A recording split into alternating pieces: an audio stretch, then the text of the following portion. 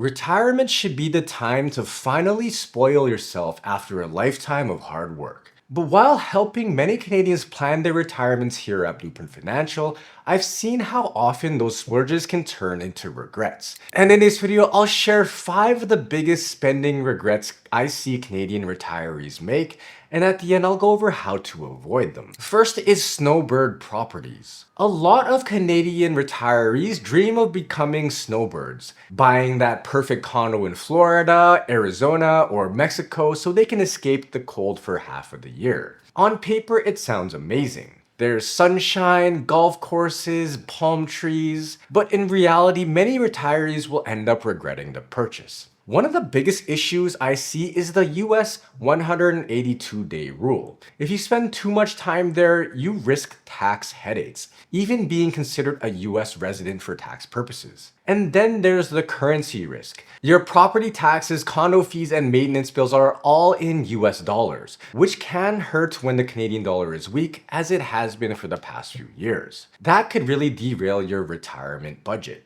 Add in the constant upkeep, rising HOA or condo fees, and the fact that the property often sits empty, and the dream starts looking more like a financial drain. On top of that, out-of-country medical insurance is expensive, especially if you're going to the US and especially if you have pre-existing conditions, and it can cost thousands more each year. And here's the kicker, many retirees don't even spend as much time there as they thought. They miss family back in Canada, the travel gets too tiring as they age, or they realize it's harder to build the same sense of community abroad.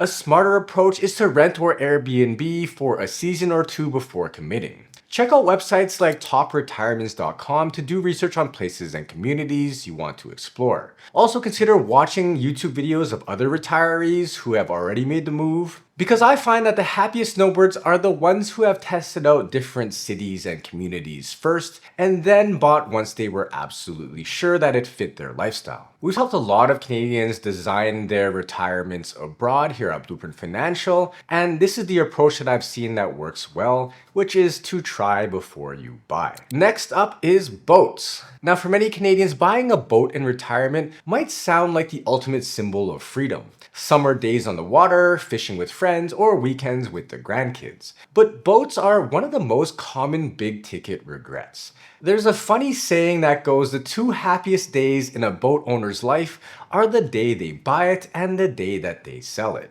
Because costs pile up fast, things like docking fees, insurance, fuel, and winter storage, which in Canada means paying to park a boat for half the year. Maintenance can run into thousands annually, yet many retirees only take their boats out on a few weekends each summer. So instead of freedom, they're left with guilt over an expensive toy that sits idle, especially in hot spots like perhaps Muskoka or the Okanagan or Alberta's lakes. A smarter approach is to try a boat club or fractional ownership before committing to a full purchase. For example, companies like the Freedom Boat Club has locations in Ontario and across North America where you can pay a membership fee and get access to a fleet of boats. Or look into options like Sail Time, which let you buy guaranteed time on a specific boat. Many retirees find that they can get more joy with these types of setups where you get all the fun of boating without the year-round costs and headaches. And here's a pro tip, check depreciation curves of the boat that you're thinking of buying.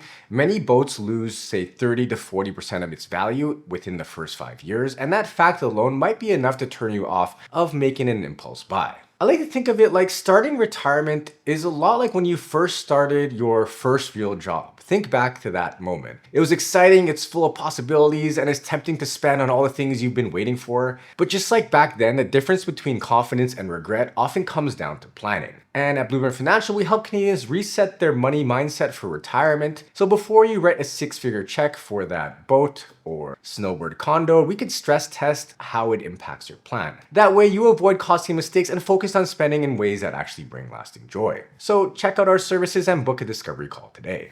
Next up is not exactly a purchase, but what I like to call the generosity trap. Not every regret in retirement comes from buying things. Sometimes it's from giving too much away. Many retirees fall into what I call this generosity trap. It usually starts with good intentions, say helping out with the down payment for a home, paying for a wedding, or covering tuition for the grandkids. Those one-time gifts are great and fine in moderation and can be really meaningful and helpful for your loved ones. The problem though is when those gifts start turning into ongoing bailouts, covering credit card debts, funding lifestyle upgrades, or being the safety net every time there's a money crisis. Before long, it creates financial strain for the retiree and unhealthy dependencies for your loved ones, say your kids or your grandkids. A better approach might be to set clear boundaries around what you're willing and able to help with. Think about support that empowers your loved ones instead of making them dependent,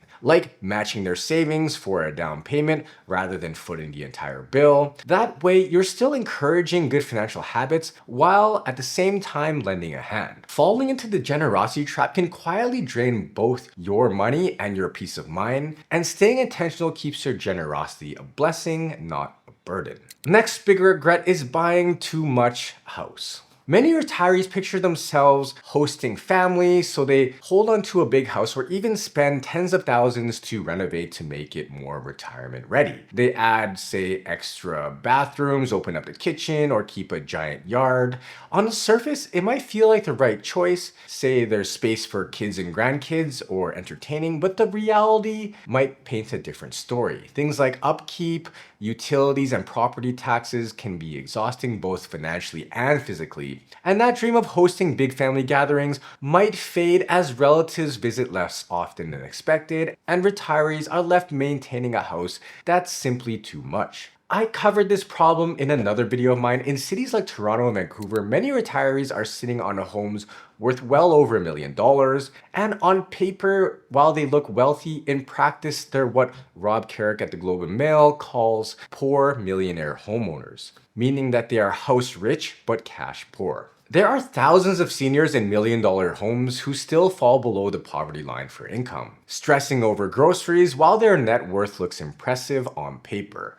And it's even worse if they still carry a mortgage, because rising interest rates have perhaps even doubled payments for some people, forcing retirees back into work just to keep up with housing costs. And here's a pro tip: get a home equity line of credit called a HELOC before retirement while you still have qualifying income. The real question though is whether your home still fits your life. For some retirees, keeping it makes sense if it's paid off, in a good location, and close to family or community. The stability and comfort can outweigh the costs. But for others, downsizing or right-sizing, as I like to say, can unlock equity, lower bills, and cut stress. Many actually find more joy moving into walkable communities near friends and shops. The key is to carefully plan to figure out which path truly supports your lifestyle and long-term goals in retirement. Next up is RV. For many Canadians, buying an RV in retirement could sound like the ultimate symbol of freedom. The open road, cross-country adventures, national parks, and the comfort of having your own little home on wheels, it all sounds perfect. But in reality, RVs are one of the most common big ticket regrets, just like boats. Because the costs add up quickly, things like insurance, fuel, and campsite fees are just the start. There's also maintenance, things like tires, brakes, plumbing, and electrical issues that can cost thousands a year. And here's the twist for Canadians especially. For half of the year, an RV is basically unusable in a lot of the country. You're paying to store it for more than 6 months of winter, often at hundreds of dollars or more per season, while it just sits idle. And just like boats, many retirees only end up using their RVs a few weeks a year. The long drives can become tiring, the constant setup and takedown is less fun than expected, and some realize they actually prefer hotels or Airbnbs for comfort. Instead of freedom, the RV starts to feel like an expensive burden. A smarter approach is to rent or borrow an RV for a season before committing. Companies like Canada Dream and Fraser Way RV offer rentals across Canada so you could try the lifestyle first. Some retirees will find joy in smaller camper vans that are easier to handle, or by renting for a one-off road trip each summer. That way you still get the adventure without being weighed down by year-round costs. I want to talk about something more important than 5 specific regrets, because they're not all inclusive, and why they happen in the first place. Because a lot of it comes down to emotion versus practicality. I briefly mentioned this before, but retirement is such a big transitional phase that people really want to reward themselves because they finally have that time and freedom. So they splurge on something that feels like freedom. I'm sure you can think back to perhaps your 20s, how you just maybe finished school and you had all this money to spend because you got your big first job. I'm sure you've made a lot of big purchase mistakes back then.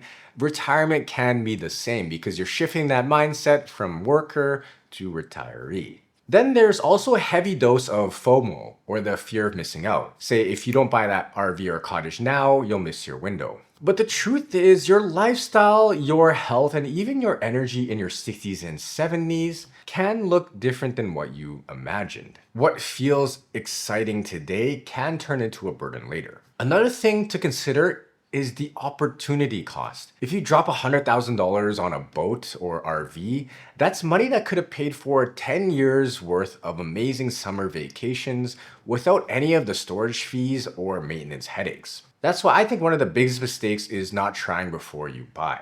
Whether it's a condo in Florida, a boat in the Okanagan, or an RV for road trips, jumping straight into ownership without a trial run is a recipe for regret. The happiest retirees aren't the ones with the biggest toys all the time. They're the ones who made careful, practical choices that line up with the life that they actually envision themselves living during their retirement. The smartest retirees make choices that balance freedom and financial security. And here at Blueprint Financial, we help Canadians do exactly that, running the technical stress tests to see how big decisions and purchases can affect your plan and guiding the mindset shift it takes to enjoy your money with confidence. So visit our website to learn more about our services and subscribe because I'll have a video coming soon on the buys that you won't regret in retirement. And YouTube's also picked out another video it thinks you'll find helpful, so go check it out on the screen here.